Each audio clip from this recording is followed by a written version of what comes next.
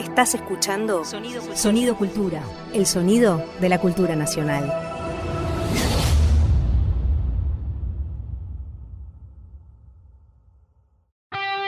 Ahora Javier Trímboli y Julia Rosenberg en Un poco sucio. Un programa de historia desprolijo, pero eficaz.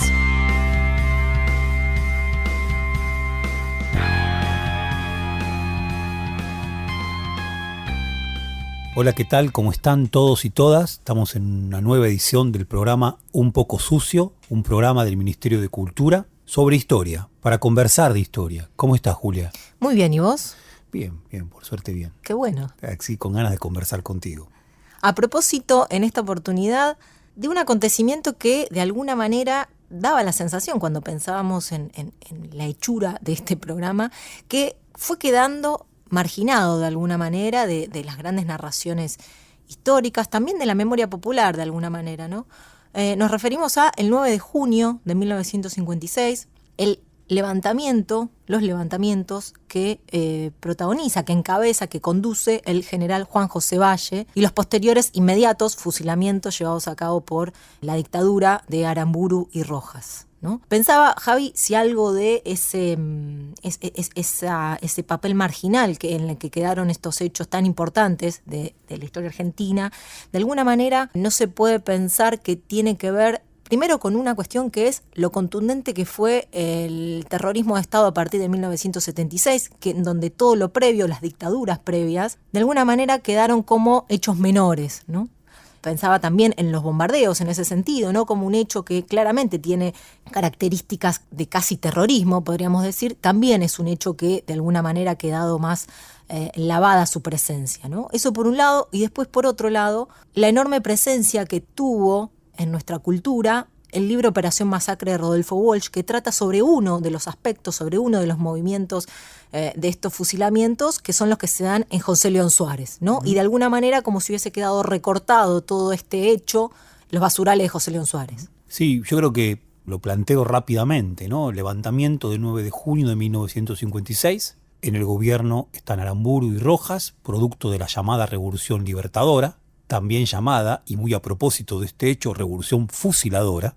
En ese levantamiento, que es un levantamiento que en efecto fue un levantamiento incruento y que como resultado tuvo 27 fusilamientos sumarios, en tanto se aplica una ley marcial, y además se aplica una ley marcial fuera de tiempo. Los detenidos fueron en su enorme mayoría detenidos, aprisionados con anterioridad a la sanción de la ley marcial. Sin embargo, se les aplica una ley marcial que con posterioridad se decreta. El hecho 27 fusilados es un hecho mayúsculo.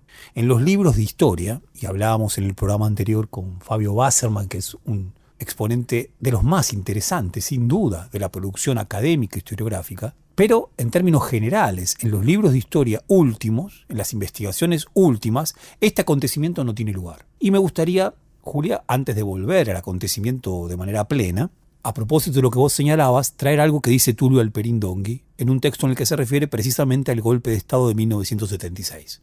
Ese golpe significó en la memoria fundamentalmente de las clases medias argentinas una cesura tal, tuvo un impacto tal, que llevó a pensar, llevó a imaginar equivocadamente que la historia anterior había sido una suerte de jardín de infantes, en donde nunca había habido mayor violencia. Y me parece que esta situación también terminó produciendo, yo diría, esta desaparición del 9 de junio de 1956 o de los bombardeos sobre la Plaza de Mayo del 16 de junio de 1955. Sí, interesante. Recordaba ayer un episodio de un capítulo de la serie Huellas de un siglo que se hizo desde la televisión pública alrededor del bicentenario del 2010. El capítulo del 55 está dirigido por Carlos Echeverría y me parecía bien interesante que recordaba que el capítulo pone muy, muy al comienzo el tema de cómo se conmemora, o más bien cómo no se conmemoró los bombardeos de la Plaza de Mayo del 55, al punto tal que recién en el año 95, si no me equivoco, es que el gobierno de Menem decide poner una placa sobre lo que es el Ministerio de Economía, explicando un poco los enormes agujeros y que están a la vista de absolutamente cualquier persona que pase por ahí, explicando que eso se refería a esos bombardeos, ¿no? Pero no había, decía el documental de Carlos Echeverría, mención alguna a las víctimas en esa primera placa, ¿no? Que recién es en años posteriores que se vuelve a colocar otra donde hace alusión a los más de 300 muertos que dejaron esos bombardeos. Interesante también el tema de la cifra, como siempre en nuestro país, diría en América Latina es un tema, ¿no? La cantidad de muertos y la incógnita alrededor de que muchas veces ni siquiera podemos llegar a saber cuántos muertos dejaron estos hechos, ¿no? Los bombardeos, se dicen más de 300, pero al día de hoy seguimos sin saber efectivamente cuántos muertos hubo ese día, ¿no? Interesante también porque de alguna manera, no sé si se puede decir el primer hecho terrorista, pero efectivamente ya hay en el 55 algo de un Estado o una parte del Estado combatiendo, atacando a población civil, ¿no? Sin ser una escena de batalla, de enfrentamiento, de represión ante una marcha, una movilización, quizás a lo que estamos más acostumbrados. Esto fue simple y cabalmente bombardeo sistemático durante varias horas sobre población civil, ¿no? Bajo la pregunta que siempre estuvo dando vueltas, me parece, de si se buscaba o no fusilar a Perón, matar a Perón, ¿no? Si se buscaba terminar con Perón o si efectivamente era sencillamente una especie de búsqueda de apresurar el final de ese gobierno y de ese movimiento político, ¿no? Interesante, Salvador Ferla es un historiador que tiene un libro muy interesante de la década de los 60 que se llama Mártires y verdugos. No deja de plantear que el peronismo estaba débil, ¿no? No deja de plantear que si el golpe de Estado que sucede 3 meses después de los bombardeos tiene lugar, es porque hay algo del propio peronismo que decide no resistir, ¿no? Me parece interesante de alguna manera esa idea que propone ahí Ferla porque también está dialogando con lo que después fueron los levantamientos de Valle, me parece, ¿no? Y una resistencia casi como si, dijera Ferla, el golpe de Estado de septiembre del 55 produjo una vitalidad para el peronismo, lo revitalizó, ¿no? Lejos de terminar con ese movimiento político, con esa experiencia política, la volvió a poner sobre los carriles que de alguna manera se habían debilitado en los últimos años del gobierno peronista. A esto nos abocaremos, ¿no? A pensar esto, nos abocaremos en este programa de Un Poco Sucio. Me gustaría plantear una cuestión, ¿no? A propósito de los bombardeos sobre la Plaza de Mayo del 16 de junio de 1955, que vos decías con tanta razón, que en una de esas marcas que hablan de la falla de la biopolítica entre nosotros, nunca podemos precisar siquiera el número de muertos, más de 300. Oscar Terán, filósofo, historiador, bien interesante, con algunas producciones notables, solía decir algo que a mí me convencía mucho. Él fue un militante muy importante en los años 60 y 70. Él decía así, los bombardeos de Plaza de Mayo del 16 de junio del 55 fueron como nuestro Guernica pero sin Picasso. Claro, ¿qué ocurre con esos acontecimientos que no encuentran una escritura, una obra, un pincel? Que no encuentran una representación adecuada, que no encuentran una estética. Se olvidan. ¿Quién recordaría qué fueron esos bombardeos sobre el pueblo Guernica en 1937 si no fuera por esa representación que produjo Picasso? El problema a veces es que la representación se desancla tanto del acontecimiento que se recuerda la representación y no el acontecimiento. También es el problema. Bien. Ahora, vos decías esto y a propósito del 9 de junio de 1956, este levantamiento encabezado por este general que era Juan José Valle, un levantamiento que además tuvo como particularidad que se desparramó en su planificación por todo el país. Las redes que se tejieron al interior fundamentalmente del ejército, pero con vastos apoyos civiles, el ejército estaba a la cabeza, pero tenía vastos apoyos civiles, fueron redes que ocuparon el país entero. Sin embargo, el levantamiento fracasa estrepitosamente. Valle tenía que leer una declaración que era la proclama del levantamiento a las 23 horas del 9 de junio de 1956, desde Avellaneda, ¿no? Desde la radio del Estado de Avellaneda, Radio Nacional sería de Avellaneda, si no me equivoco, bien, y fácilmente todo el operativo que se había organizado alrededor de esa radio es interrumpido por la llegada de unos policías, ¿no? Que ya estaban al tanto de lo que estaba ocurriendo. Valle no puede leer esa proclama. Los cientos de militantes que están esperando esa proclama, que escuchan esa noche con avidez la radio para escuchar la proclama revolucionaria de estos militares, que ante todo lo que quieren es, interesante, en la proclama no se lo menciona a Perón. Ellos son peronistas, pero no se lo menciona a Perón. Se habla de independencia económica, se habla de soberanía política, se habla de justicia social y se habla fundamentalmente de convocar de inmediato elecciones, en donde no haya proscripciones. Nada más que eso. Bien, nada más que eso. En una única provincia, el levantamiento tuvo éxito, y tuvo éxito por más de 12 horas, en la provincia de La Pampa. Había un militar, capitán Filipó, y a la vez se plegó rápidamente la policía y rápidamente la población civil, las militancias peronistas, se activaron y, sin la proclama leída de Valle, sin embargo, prosperó el levantamiento. Ahora, como vos señalabas, Julia, el levantamiento fue incruento, no produjo una muerte. Disparos hubo solamente en un sitio, en La Plata, nada más, enfrentamientos, con muy pocas bajas también. El levantamiento fue realmente, ¿cómo decirlo? Lo plantea así Ferla, parece que es un levantamiento demasiado caballeroso, demasiado de otra época, de una época que en verdad entre nosotros nunca existió. Ahora, la represión es cruel, la represión es impiadosa, la represión es una suerte de guerra relámpago que se desata contra el peronismo y sus militancias, ¿bien? Y que parece no tener límites. Son 27 fusilados y al mismo tiempo también una aceleración del proceso más represivo de la Revolución Libertadora. Sí, interesante esto de Valle y su movimiento buscando no derramar sangre una y otra vez, ¿no? Parece que era la consigna que se había bajado desde la conducción de este movimiento. Y me parece interesante también linkearlo con el propio Perón, ¿no? Y la decisión de no resistir. El propio día de los bombardeos, el 16 de junio, que muchos obreros salen a defender al gobierno, y Perón, el primer comunicado que establece ese día es para decir a los compañeros trabajadores que no salgan, ¿no? Lo dice así, no quiere que haya trabajadores muertos, más trabajadores muertos ese día. Incluso también en septiembre del 55, ante el golpe de Estado, Perón no llama a resistir, a pesar de que tenía, uno diría, las posibilidades, por lo menos un movimiento sindical muy fuerte que lo respaldaba, lo seguía respaldando. Perón decide no resistir ese golpe de Estado que se venía anunciando ya hacía varios meses. Perón va a repetir más de una vez, a partir de ahí, esta idea de no derramar sangre de trabajadores, ¿no? Me parece que hay algo de lo de Valle que también resuena a, si se quiere, una especie de espíritu del peronismo que busca efectivamente, por lo menos en ese momento, mediados del siglo XX, el no derramamiento de sangre, ¿no?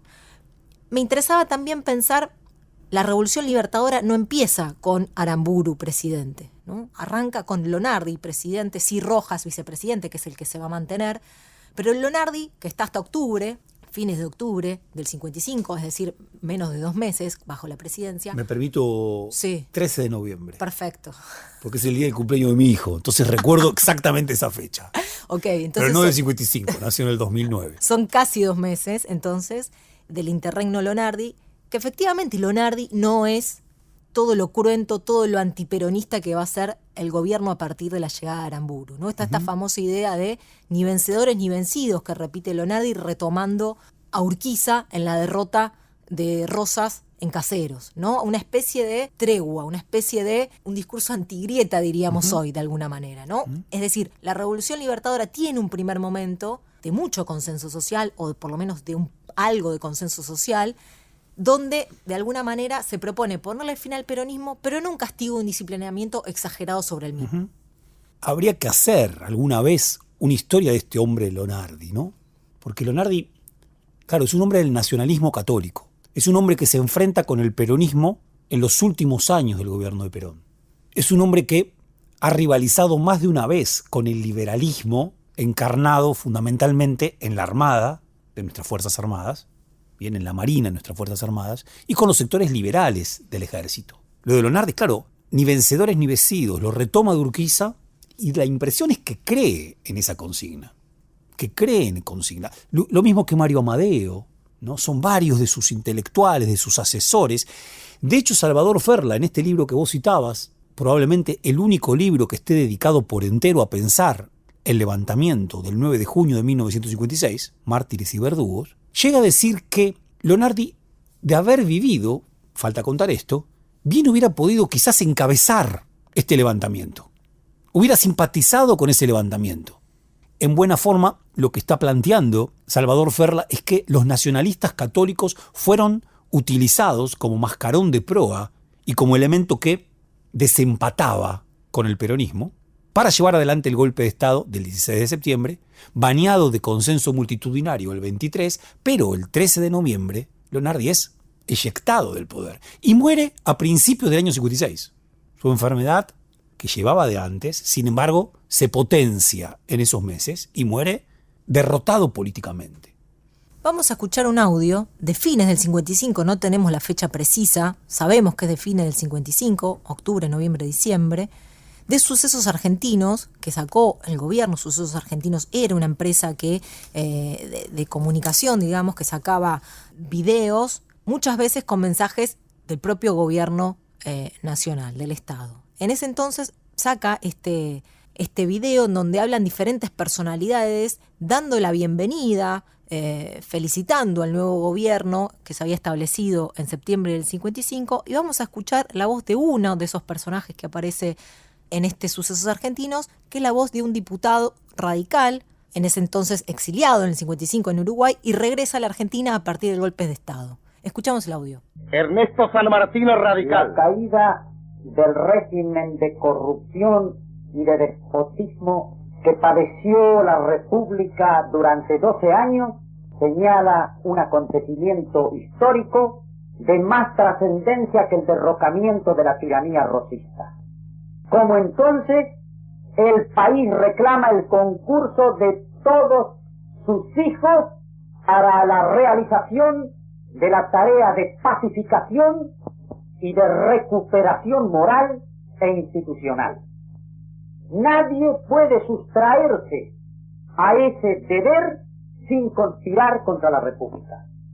Ese propósito de pacificación no solo no excluye, sino que lleva implícito también el deber de castigar a todos los delincuentes del régimen más falaz y corrompido de que haya memoria en América.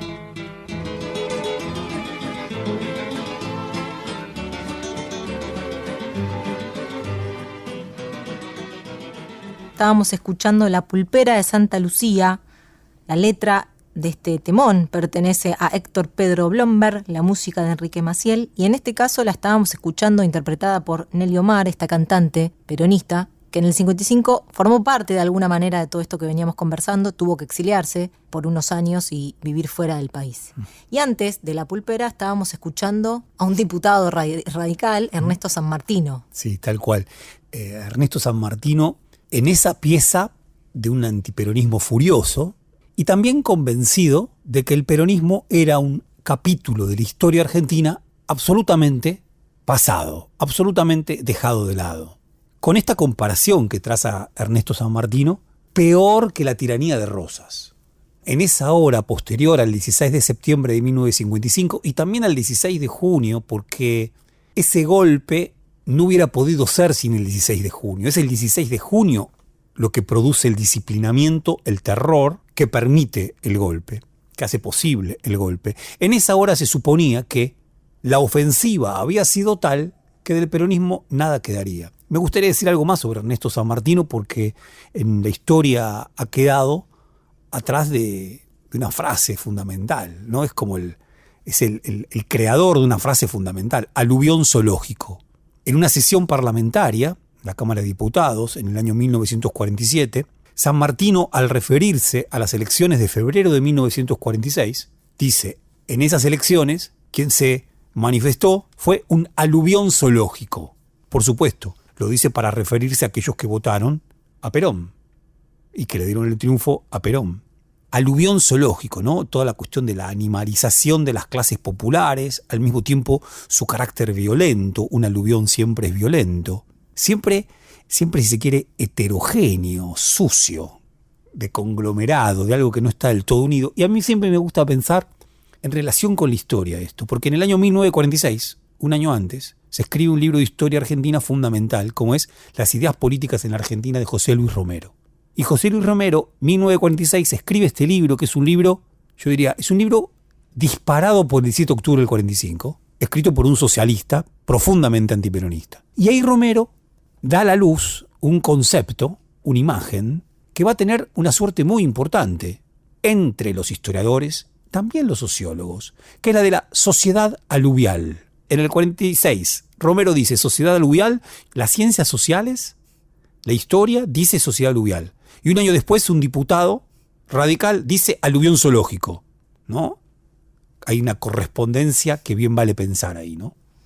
Sí, interesante también del audio de San Martino que escuchamos hace un ratito, que pertenece a Sucesos Argentinos, que está colgado en YouTube para quien quiera verlo. Es la lengua, ¿no? El lenguaje que usan, que de alguna manera es un lenguaje, junto con los otros dos dirigentes que aparece en ese video, no es una lengua claramente dictatorial, ¿no? Es una lengua, incluso habla de pacificación, digamos, habla de una lengua de un gobierno democrático, una lengua liberal también, si se quiere, ¿no? De alguna manera.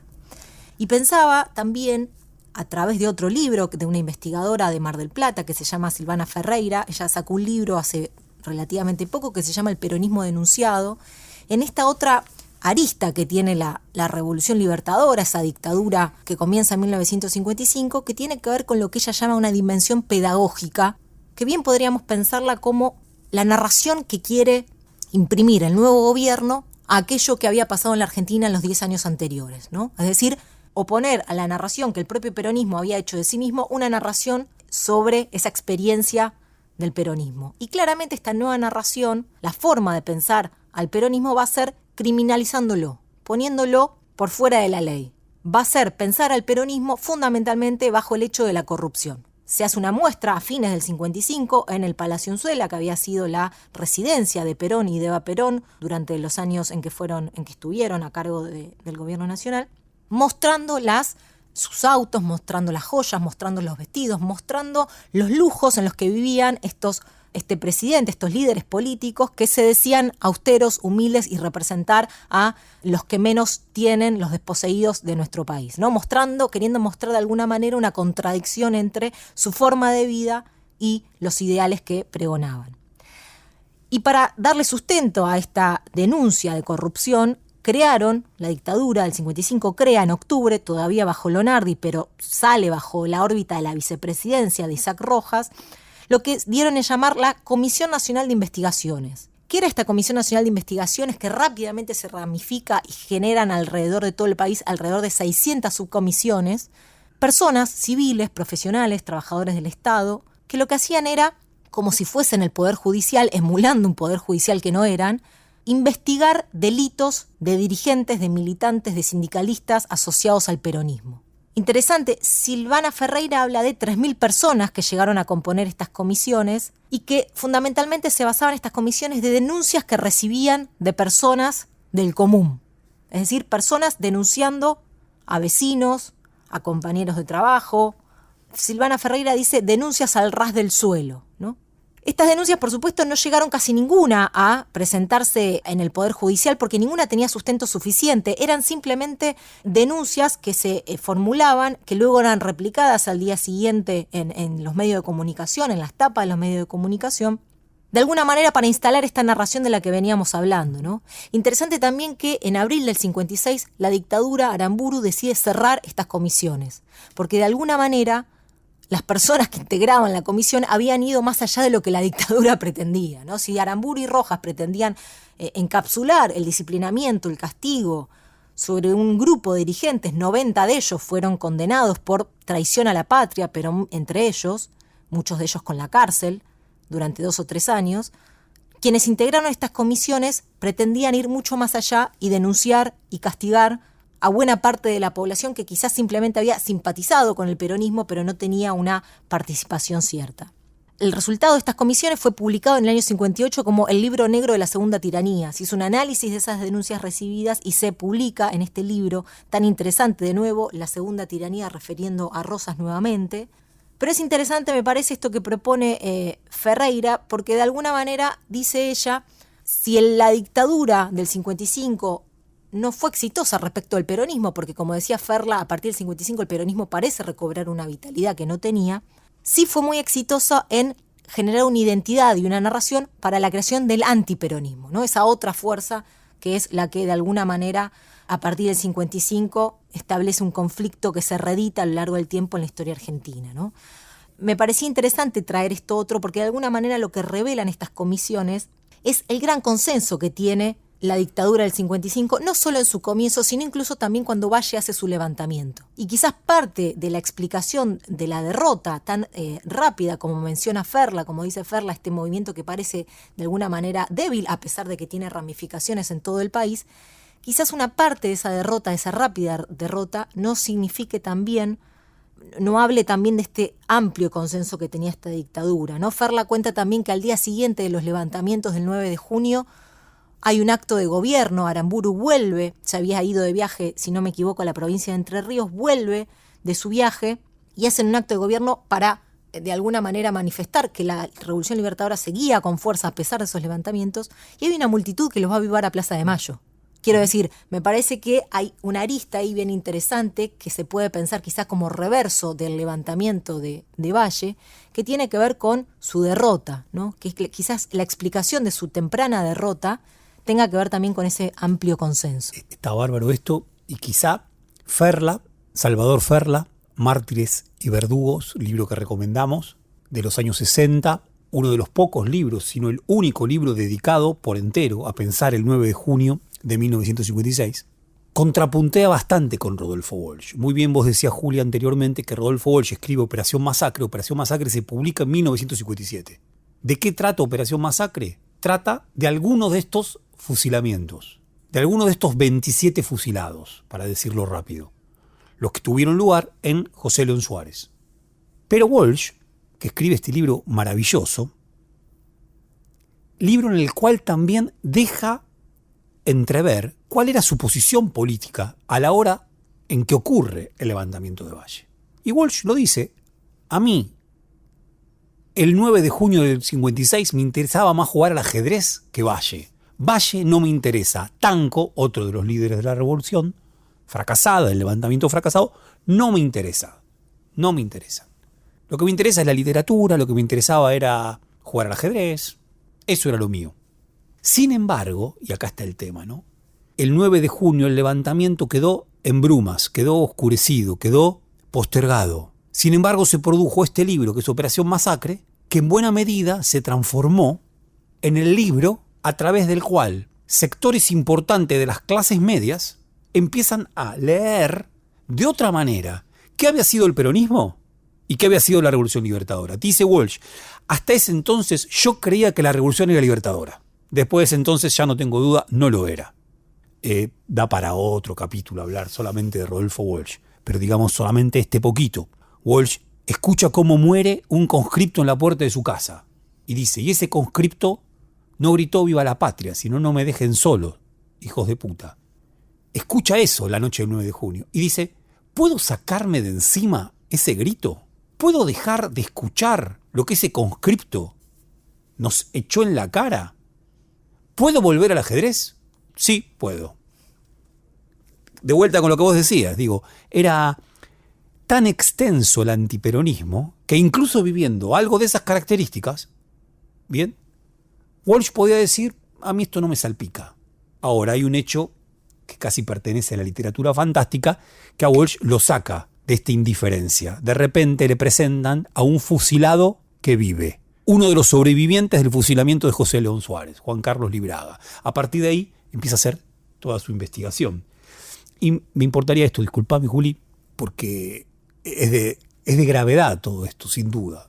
Cuando el 29 de mayo de 1969, una agrupación hasta ese entonces desconocida, llamada Montoneros, secuestra al militar retirado, general retirado, Juan Carlos Aramburu, se presenta como Montoneros Comando Juan José Valle. Y a la vez, interesantísimo, a la vez, hay testimonios muchos de la época que dicen que la mayor parte de la juventud que se vuelca al peronismo a principios de los 70, que se radicaliza políticamente volcándose al peronismo, tiene como libro de cabecera Operación Masacre de Rodolfo Walsh. Quiero decir, cómo hay algo de acontecimientos que parecen que quedan en sordina, pero que sin embargo, a través de, quizás no sea Operación Masacre el Picasso, o Walsh el Picasso que le correspondía a ese Guernica que fue el 9 de junio del 56. Sin embargo, tuvo una potencia increíble. Estamos en Un Poco Sucio, alrededor del 9 de junio y la conmemoración de lo que fue el levantamiento de Valle y de Tanco de 1956. pensando alrededor de esa fecha, lo que significa, lo que significó, cómo quedó posteriormente en la memoria histórica. Hay un dato que es muy interesante en esto del consenso rápido, furibundo que tuvo el antiperonismo. Entre el 55 y el 58 hay 50.000 presos, ¿no? Esa cifra me parece que es enorme, ¿no? Es decir, en menos de 3 años, 50.000 presos por razones políticas. Ferla mismo dice en un momento del libro, este libro que estamos citando, Mártires y Verdugos, que él no era peronista, ¿no? Que son los fusilamientos del 9 de junio del 56, también los que lo vuelcan, de alguna manera algo parecido a lo que de alguna manera empieza a trazar Walsh, ¿no? Este libro que, como decía Javi, deberíamos dedicarle quizás un episodio propio, ¿no? Vos tenés un trabajo bien interesante ahí a través de los prólogos y cómo a lo largo de los años Walsh va repensando este hecho que fue tan importante y que quedó, que 15 años después, 13 años después, vuelve a ser retomado por el tiempo. Interesante, pensaba, esa famosa frase tan picaresca de Perón, como todo lo que dice Perón, de que no es que nosotros hayamos sido tan buenos, sino que los que vinieron después fueron un desastre, ¿no? Me parece que hay algo de eso, ¿no? Efectivamente, que el 55 y este intento tan torpe, de alguna manera, de querer encapsular lo que había sido la experiencia del peronismo como si pudiera sacársela de encima sin dejar ningún tipo de remanente social, ¿no? El decreto 4161 claramente es un reflejo de eso, ¿no? Ese decreto que prohibía hasta mencionar la palabra Perón y Eva Perón. Bueno, de alguna manera me parece que lo que vino, lo que comenzó, la crueldad, lo tremendamente torpe que fue el 55, explican de alguna manera también lo que tiempo después va a venir y va a retomar de alguna manera la experiencia del peronismo, ¿no? Quiero decir, la sobrevida del peronismo en buena medida también se explica no solamente por los 10 años de gobierno y por el movimiento que encarnó el Perón durante esos años, sino por lo que sucede a partir de 1955, ¿no? Lo que el antiperonismo hace del peronismo. Si te parece, Juli, se me ocurría que podría ser interesante leer un fragmento de la carta que Juan José Valle. La historia de Juan José Valle también sería para detenernos y mucho, ¿no? Porque Juan José Valle no es detenido, no se lo encuentra. Está, bueno, es una operación, un levantamiento, es fallido ese hecho fundamental que hubiera tenido que ser la lectura del manifiesto, de la proclama revolucionaria. Por lo tanto, Valle, al saber que los compañeros que estaban a cargo de disponer la transmisión desde la radio de Avellaneda han fracasado, se guarda, está guardado. Bien, está guardado secretamente, digo. El levantamiento, la impresión es que tuvo cantidad de delatores que llevaron a que la policía y el ejército estuviera al tanto. También Ferla lo dice, bien hubiera podido ser detenido el levantamiento antes de que estallara y de esa manera evitar las víctimas.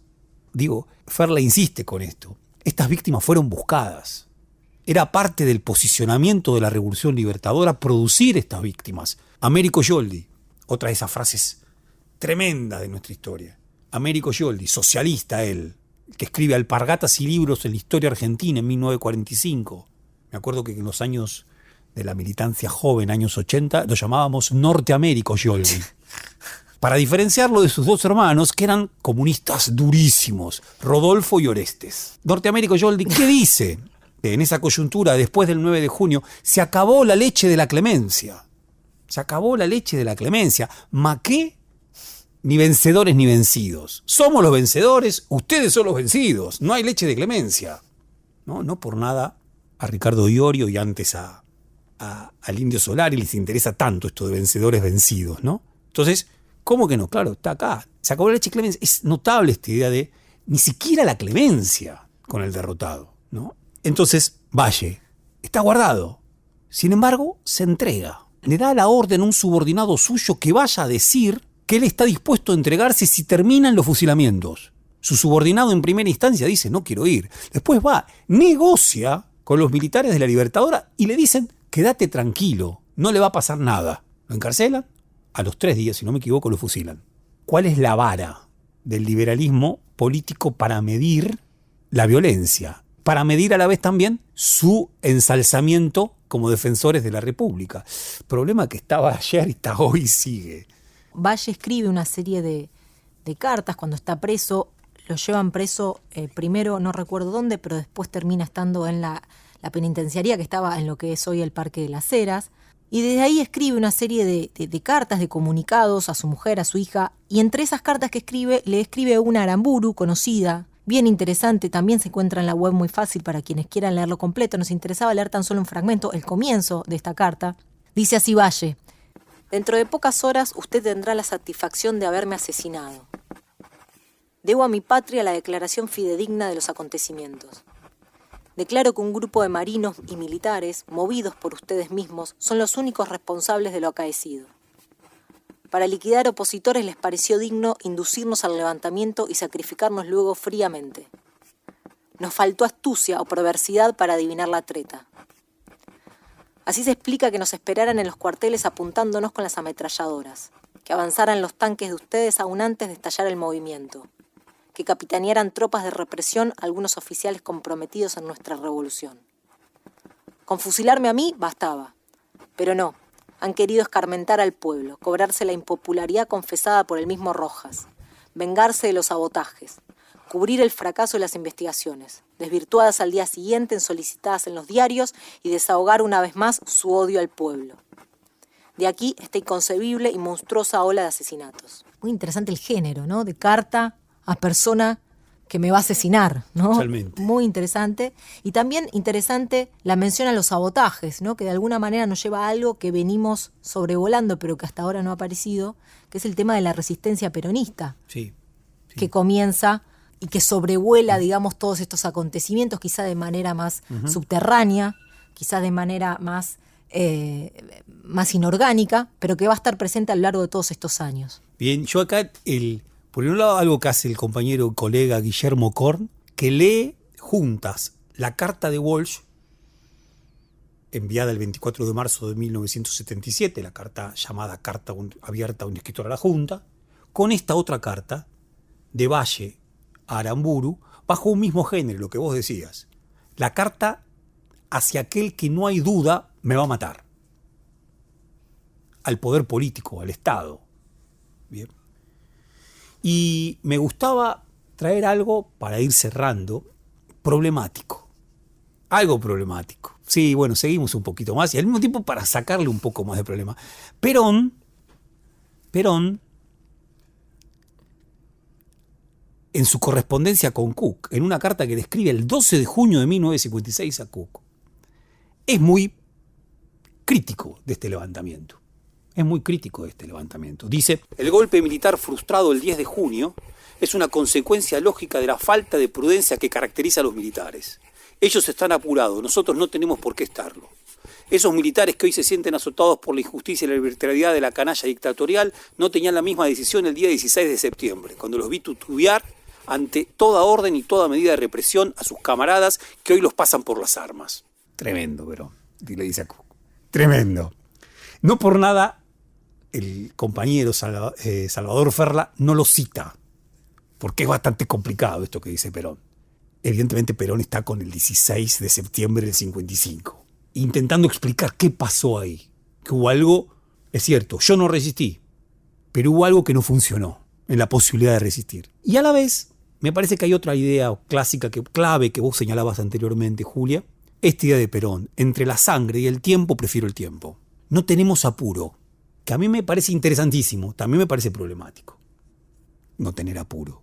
Cook, que el 9 de junio estaba preso en Caseros y que sufrió un fusilamiento, un simulacro de fusilamiento, le escribe y le responde. Dice que la nuestra es una revolución social y que este tipo de revoluciones habían partido siempre del caos y que en consecuencia nosotros no debíamos temer el caos sino provocarlo, teniendo la inteligencia de prepararnos para dominarlo y utilizarlo en provecho del pueblo. Todo ello lo he repetido miles de veces a todos los apresurados que se confiaban más en un golpe de la fortuna que en la preparación sistemática y racional de un trabajo adecuado. Nuestra finalidad ha de ser la revolución social, con todas sus características y con todas sus consecuencias. Para ello es menester que nos preparemos concienzudamente y que estemos resueltos a realizarla en un año, 2, 5 o 10, pero decididos a realizarla. Nada hay que pueda apurarnos en forma de poner en duda el éxito que, por lo que estamos viendo, tenemos asegurado.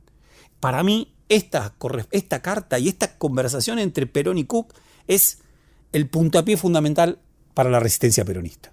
La lucha no es de unos, la lucha no es al interior del ejército. No va a ser un motín, no va a ser un alzamiento, va a ser una lucha de masas bajo esta nueva forma, bien, que empieza a adivinar Cook en conversación con Perón.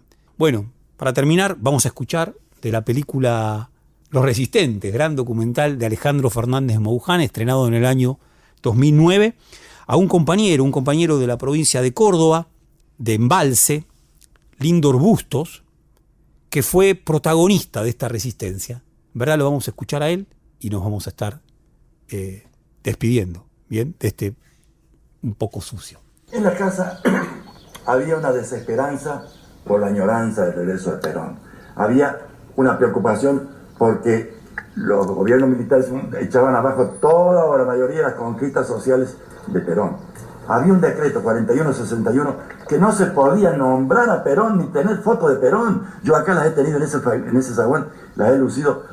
Nadie me metió preso por eso, nadie se ha enterado, pero la ley permitía que se lo detuviera solamente por vivar a Perón o tener fotos de Perón. Para ese entonces, los trabajadores, ante la aspiración suprema de lograr el regreso de Perón a Argentina, nos organizamos como en todo el país, pequeños grupos, células, por supuesto muy precarias, pero también yo participé de esa actividad. Y tomé contacto con algunos dirigentes que estaban más avanzados en la accionar que nosotros, que yo por lo menos, y un día en una reunión dicen, vamos a armarnos como sea porque el gobierno militar no nos permite ni votar ni que regrese Perón, nos están echando abajo todas las conquistas sociales, tenemos que resistir. Y de ahí salió la resistencia. A mí me pareció buena la idea, me enrolé junto con el grupo que en ese momento formó una especie de comisión de activistas. Teníamos por misión recolectar todo lo que cada uno pudiera para prepararse para resistir en el terreno que fuera. Aquel que podía aportar una vieja escopeta, un viejo revólver, un pedazo de dinamita, lo hacíamos. Yo recuerdo que en esa colección de elementos, los compañeros del Río Tercero, de la fábrica militar del Río Tercero, tenían la posibilidad de sacar armas, algunas armas, pólvora, dinamita, caños, y lo aportaban a la organización superior que funcionaba en Córdoba. Y este modesto soldado era el encargado, militante, era el encargado de transportar desde aquí, de Embalse hacia Córdoba, todos los elementos que se juntaban en la semana. ¿Por qué? Porque este militante trabajaba en Córdoba como empleado público. Vivía en Embalse, pero trabajaba en Córdoba. Y todos los fines de semana, la repartición, Arquitectura nos daba un camión para traer desde Córdoba toda la gente que era de Embalse y trabajaba aquí. Y el lunes regresamos, los domingos a la tarde, perdón. Los domingos a la tarde, en el puente de la Ruta 36 en Almafuerte, ahí venían los chicos Río Tercero, los compañeros, me entregaban a mí todo lo que habían juntado, un paquetito de dinamita, un paquetito de caña, unas balitas, y yo la ponía en el camión que yo llevaba con personal, donde iba mi propio padre, abajo de un banco que había ahí. En ese tiempo el camino era de tierra, todo serruchado. De aquí hasta Córdoba se desarmó el paquete, andaba la dinamita y los caños sueltos por el piso. Menos mal que los viejos que iban ahí no sabían ninguno de lo que se trataba. Yo llegué, junté ese material y lo entregué en Córdoba, en el sindicato de diarios. ¿Quién dijo que la historia era exacta y formal? Javier Trímboli y Julia Rosenberg hacen Un poco sucio, un programa de historia tan desprolijo como eficaz. Bueno, y así hemos llegado al final de este 10º episodio. Estamos cumpliendo 10 programas de Un poco sucio. Gracias por acompañarnos. Nos escuchamos la semana que viene. Chau, chau, Julia. Fue una producción del Ministerio de Cultura.